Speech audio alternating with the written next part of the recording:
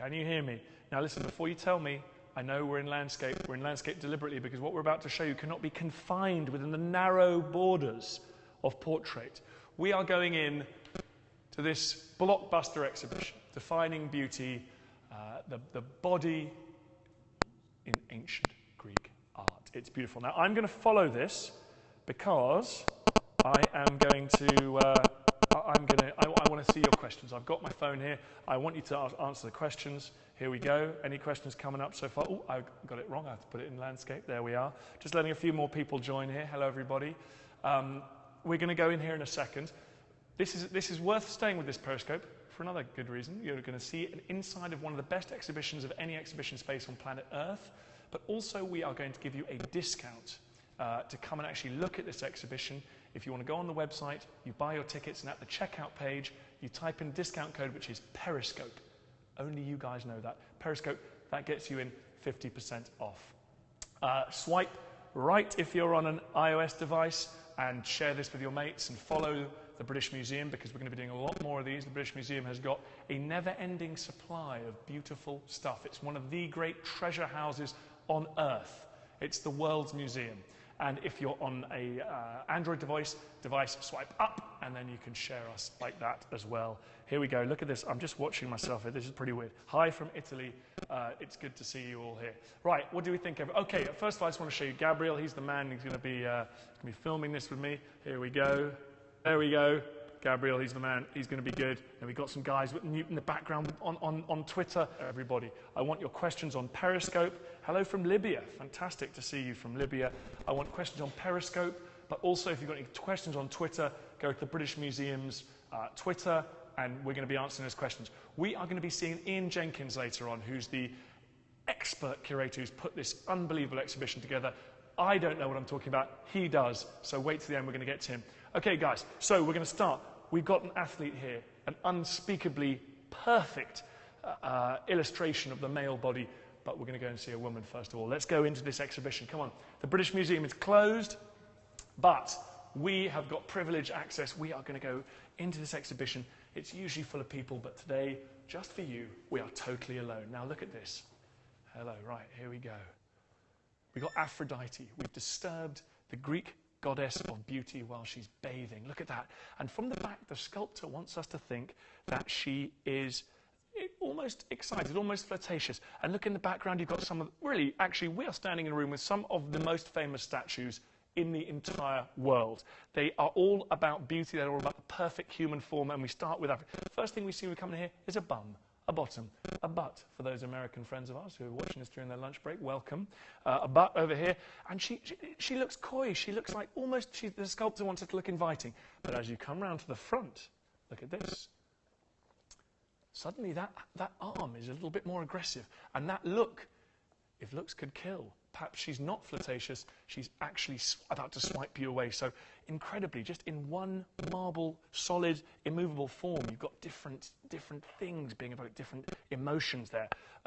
Flirtatious, but also potentially aggressive there. Actually, look at her face. Go and have a look at her face there. You're going to have to pan right. Now, before you... Comments are blocking the picture. Here we go. Comments are blocking the picture. Now, before you ask, we are doing this in landscape. We've got a wide angle on. You're going to see why, because we want to give you the widest possible view on this. This is the British Museum's Periscope. I'm the history guy. Swipe up if you're on Android to follow. We'll be doing more of these. Swipe right if you're on iOS to follow. Share with your mates. Over here, this is a great story. Come in here, look at this.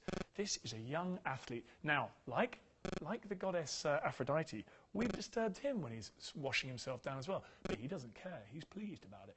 And look at that incredible thing. In bronze, copper on the nipples and the lips. And he was rescued out of the sea after centuries underneath the Adriatic off the coast of Croatia.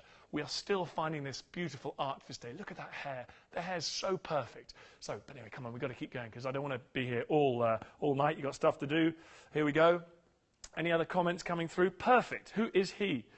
That's good. Okay, so if you're asking him who this is, that's Ilissus, the river god in ancient Athens. This was on one of the most famous buildings on planet Earth, the Parthenon in Athens, one of the most extraordinary buildings on Earth. But today, for us, he's being shown at eye level. This is so unusual. He'd have been up miles away, and you can see the detail. Look how beautiful that is. Look, the trouble they went to, even though he was far above the madding crowd. He's just come out of the water. He's lifting himself on one arm. And look at the physiology. It's perfect. You can see his rippling muscles on one side and the relaxed rib cage on the other. Let's come round the back. If we come round the back here, here we go. Someone's saying embrace the portrait orientation. That's right. We are embracing portrait. Turn your phones around at home. Swipe to share. Swipe to like the British Museum. We're going to be doing more of these. I just want to show you, look at the curve of that spine back there. And also his clothes, the way they're draped over him. Actually, the clothes have become water. He's a god of the river. And he has, you want a man like that? I don't blame you. Even I almost want a man like that. So the clothes have actually become water in this marble piece here. Let's keep going. I'm going to show you something really surprising now. As we pass some of the most beautiful statues on earth, but we're sport for choice here. We're going to come here. We're going to look at Athena. So we talked about the Parthenon. Athena was the goddess of Athens. Everyone knows that, but what very few people know is that this is how she would have appeared in ancient Greece, not in bronze, plain bronze or marble. It was coloured. It was all blinged up. Look at this. She is dazzling. As the Greeks believed their gods to be dazzling, that's how they were portrayed. Look at that. And it's just extraordinary, isn't it? So really surprising. Again, like that man, like the athlete we saw scraping himself down, the lips are copper. They use different materials to draw your eye different parts. And look at this, speaking of things in colour. I'm Dan Snow, by the way. This is the British Museum. We're taking you backstage in one of the great museum exhibitions anywhere in the world at the moment. It's defining beauty, and it's full of naked people. And we're going to be discussing naked versus nude and what it's all about later on. Swipe up or right to follow the British Museum, because there'll be more of these coming. It's very exciting. Now, look at this. Look at this. We think of statues as plain marble, white marble, grey marble. In fact, look at it. They were multicoloured. Look at those. What are they, leggings? I'm not sure, really. They're extraordinary. And these are compiled by a researcher called Brinkman in Germany. He hasn't just made it up. He has sought the traces of the paint on the statues, and look at that. And that's what he's come up with. The faces were pink. They were lifelike. The hair was hair colour, yes.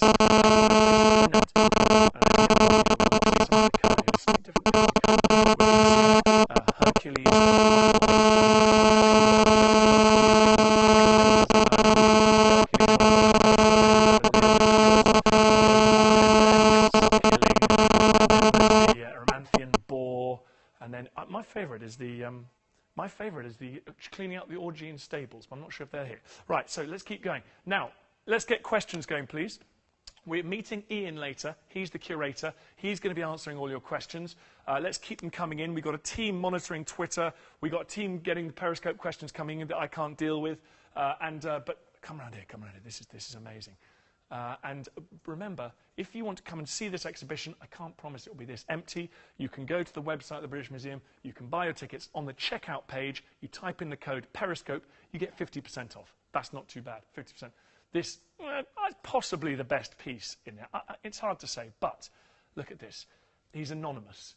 He is a young man, and he is the ideal form of young man. This is how young, educated, affluent Athenian young men should exist. It's extraordinary. He's modest, his head is tilted down, and yet he's got nothing to be modest about. He has the most extraordinary... It's sort of the ideal form of man in a way. In fact, I'm feeling a little bit self-conscious and depressed standing next to him, I've got to say. And we're going to be talking to Ian about the importance of nakedness. And is he nude or is he naked? We're going to be talking about that. But come and look over here. Speaking of nakedness and these women... men tend to be naked, have no clothes on. The women, though, are dressed largely in this exhibition, apart from Aphrodite we saw at the beginning. But just look at these. The clothes here are actually almost more revealing than they would be if they were nude.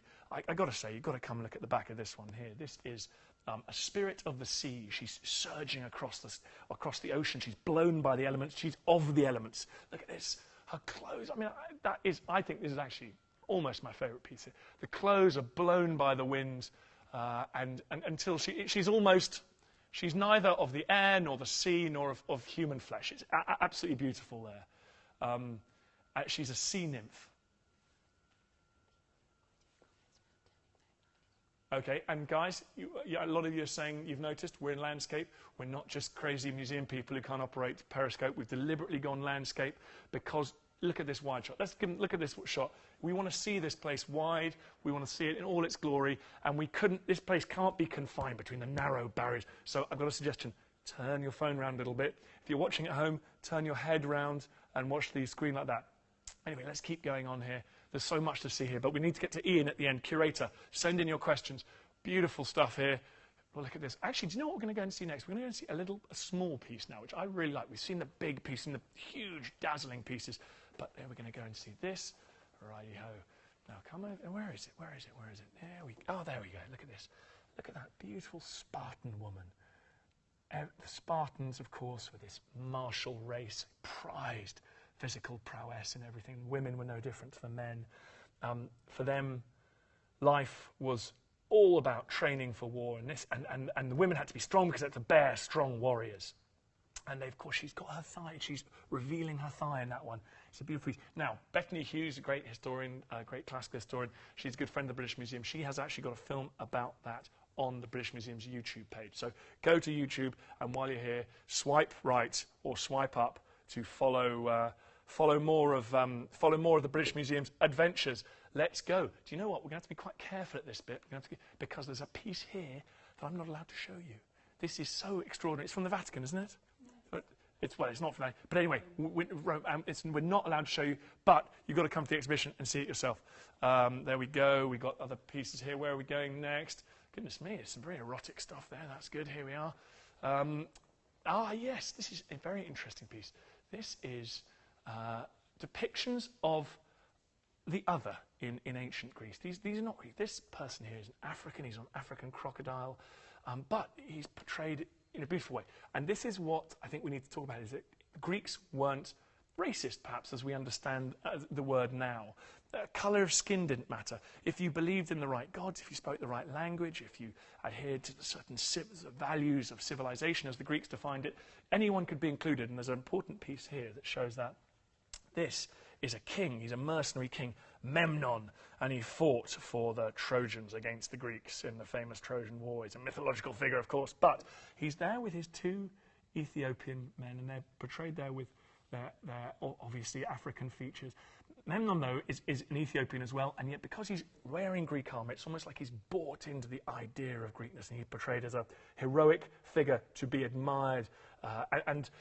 And Herodotus, who was really the grandfather of history, the first Greek historian, effectively, he wrote that Ethiopian men were the tallest men in the world and the most beautiful men in the world. So there isn't the same issue with racism as we saw in the 19th, 20th centuries in the West, and still in some places today. But come on, remember, we've got questions coming in with Ian. Here we go. Oh, look at this. This is one of my favourites. This is interesting, because what is this chubby old man doing here? This is Socrates. He's got a pug nose. He's balding. He's got a bit of a belly on him. He's not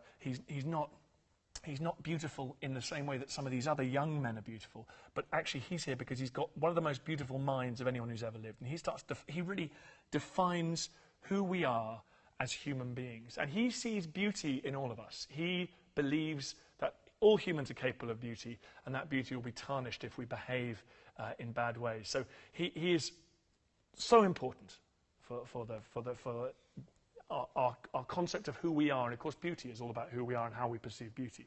So let's keep on. There's another Socrates there with his little belly. That's fantastic. Right, now, Alexander the Great here, always portrayed in this, such a famous portrayal of him, always head slightly tilted up, looking slightly beyond the horizon. He doesn't exist in the realm of men and women like we do. He's always looking over to new worlds to be conquered, new experiences. He almost had left behind this mortal coil, and he was fraternizing with the gods, and all of his portraits, all of his sculptures show him in this way. And that just shows that the Greek world stretched from what is now Spain, effectively, right the way across to India, and we've got an Indian piece here that shows the Greek influence. But let's get down to the main events over here. We have got Ian. Ian is here to answer your questions. Hello, Ian. How are you? I'm fine. First of all, we've got questions coming in now. What I'd like to do first, Ian, you were in charge.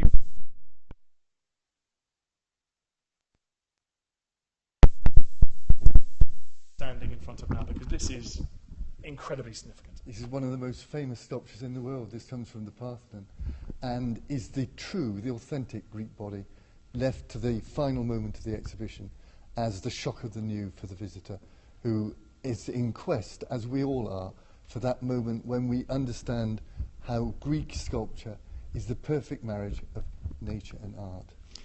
And why does it still matter? Why? Because it looks like it could have been sculpted by a modern artist with a PhD in physiology, doesn't it? Indeed, but he'd have to be a very good sculptor. Think how much stone has to be taken away in order to release this figure from the marble. This is the workshop of Phidias, the most famous sculptor of antiquity. And Lord Elgin, in bringing this sculpture to London, created the cult of the famous Parthenon sculptures and changed understanding of what Greek art is for all time. These stained, broken, battered things that have been exhibited on the Parthenon for 2,500 years came down to earth, and with their arrival came the new understanding of Greek art.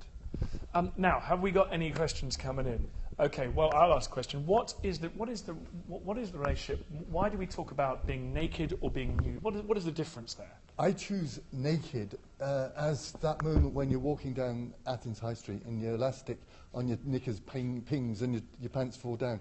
That's naked, that's accidental nudity. Nudity, though, is a determined, deliberate act of revealing the body and as a statement of who you are and an achieving of the moment where you have honour and excellence among the peers of your peer group. So people talk today about the sort of superficiality of people that want good bodies and go to the gym all the time. Is this something that is very powerfully visible in ancient Greece? Was having a good body as important as training the mind? Absolutely, it was your passport to other worlds. I mean, literally, you could die the kalos thanatos, the beautiful death on the battlefield, and be transported by virtue of dying as a young and beautiful being to heaven, to paradise.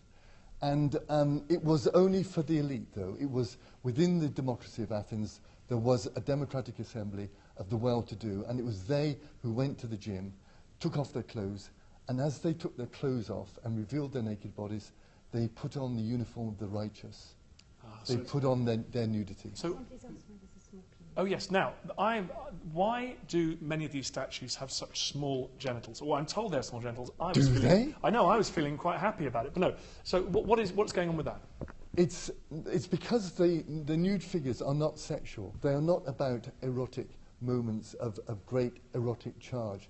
They are representations of values, of the values of the city, and as such, you don't want these things getting in the way, so they're reduced. And then actually when they're racing or when they're running in the stadium, they take precautions against accidents. And there are ways of controlling the genitals. So they reduce them and they control them. And what about women? Why don't we see women naked? Of course we do with Aphrodite, the goddess of love, but why don't we see other women naked? Is it something about... Actually, well, why not? We don't participate in the society of men. There's no kalos kai agathos aesthetic and ethic for them. They cannot be fair of face and sound of heart like men. They have to be covered, but men are curious about the female body, so they use the draped body of the female as a means of revealing the sexuality of the body beneath the covering. Dan, yes. Somebody wants to know, has been asking about the wrestling women, but you need to know what that is. Wrestling women, right. So what about the wrestling women? What about the wrestling women? But which piece of the... I think they mean the satyr and the nymph. Actually. Okay, the satyr and the nymph. The nymphs are not sexually provocative. They are, like Aphrodite, naked, but they are not provoking their sexuality. They are visited by other aggressors, and sexuality is something forced upon them by virtue of their removal of their clothes. Okay, so now, guys, just quickly, I'm with Ian. He is the curator of this exhibition. We're getting some fantastic questions, please. Remember, if you go to the British Museum website, you can come to this exhibition. It's still open. You type in, you go to checkout, you type Periscope, you will get 50% off your tickets to this exhibition. We're still here. Why is it important for us to understand how the Greeks defined our idea of beauty. Because we need to know where we come from. We need to know, actually, how to be beautiful, how to be morally sound and beautiful internally. And the Greeks were great promoters of the human family. We all belong in the human family, whatever ethnic group we're from, whatever colour our skin, it doesn't matter. We are all joined together in the human experience, which was quintessentially the Greek experience. Fantastic. Any other questions we got coming through now? I wondered where ancient Greek statues were commissioned from. Oh yes, yes. How did these? That's a very good question. How did these statues come into being? Why did they? Was it public art or was it rich private collectors? If you were a victor at the games, you could commission a bronze statue of yourself and erect it in the sanctuary of the god in whose honour the games were held. Wow. Or you could have a hymn written to you by Pindar and sung abroad. And your fame depended upon how you advertised yourself, how you marketed yourself. We're getting a lot of talk about this wrestling statue. Yes, I think it's that one behind, which is actually two boys. Right, okay. Are we allowed to show that? Well, right. If you're interested in wrestling, come on, let's go and see. Here we go. Here we go. Actually, of course, they're not wrestling. They're not wrestling. No, they're playing dice with knuckle bones, and there are the knuckle bones. And there was another figure here, and the naughty boys are falling out over the game of dice, and they are, and one is biting the leg of the other. But this is how two girls play dice. These are demure, well-behaved young women in a genteel attitude, kneeling with their dice and getting on as young people do. Okay, so no biting here. That's no okay. Biting, no biting here. That's very good. Okay, guys. Well, any other? Let's see now. Any questions? One more, I think. Yes, there's a message on Twitter here. How can classical art and history, as seen in defining beauty, inspire us aesthetically today? Okay, well, that's a good question. I don't know if you heard that, but that's from Twitter. That's British Museum's from Neil on our Twitter. Go and follow British Museum on Twitter. It's a fantastic account. And how do you think it? How do you think it inspires our aesthetic today? Do you think it's still? Are artists coming here and thinking, "My goodness, yeah"? They are. I mean, there is a continuing fascination for the Greeks. And the quality of what the Greeks produced is what drives it forward. And there are occasions when Greek art is classed as old-fashioned, stuffy, cold, unfeeling. But you only have to look around you in this exhibition to see that that ain't so. The Greeks are exciting, thrilling, and groundbreaking. That is certainly true. On that note, we've got to crack the sculpture. We've got to crack the sculpture. On the wrong sculpture. We're still on the wrong sculpture. Guys, we're going to go and talk to the girls. Which is this girls' wrestling one? Here we go. Come on. We are doing this for you guys. Oh, well, yes. I thought it would be this one. Yeah, I did. Right, tell us what's going on right, here. well, this is a satyr. He's got an erect penis down there, which is broken off. And what's a satyr? A satyr is a... He is one of the weirdos of Greek mythology. He's part man, part goat, or part horse. And he represents the wild nature of humankind. Our dark side, when we're drunk or when we're oversexed, is epitomised by the satyr. And he has grabbed this young woman. He's undressed her. She's trying to get away from him. There is, though, something wrong with the understanding of the sculpture, and that is the head. This is the head restored in the 18th century. And the artist has made her into a sort of fashionable coquette of the time. Oh, that's whereas interesting. Actually, she should be, she should mind. She should not be looking as though she's enjoying the experience. Okay, so it's actually got a dark piece almost. It is a dark piece. Okay, yeah. well that's very good. I hope we satisfied your concerns over the wrestling there. We are going to be going on and dealing with people's questions on Twitter, but we're going to end the Periscope now. And I just want to say I hope you've enjoyed it, and I hope you swipe right to follow the British Museum or swipe up to follow the British Museum, because there'll be more of these coming. They are the world's treasure house. They've got the most extraordinary collections here, and they will endlessly entertain and inform you till the end of eternity, and you'll hardly scratch the surface. Also, you can come to this exhibition, buy the tickets on the British Museum's website. When you get to the checkout page, type in the code Periscope, the code bit, and you'll get 50% off. This exhibition lasts until? July the 5th. July the 5th, so you better get down here. You haven't got long. Hurry up. Again, sorry about the portrait, the landscape thing. If that was confusing for you, it's been deliberate because we wanted to give you an amazing, wide vista. We wanted to give you the biggest sense. I hope you turned the phones around or tilted your head if you're watching this in the office, in which case you better go back to work now. But thank you very much, everyone. Thank you to Ian. We're going to be answering questions on Twitter after this. All the best.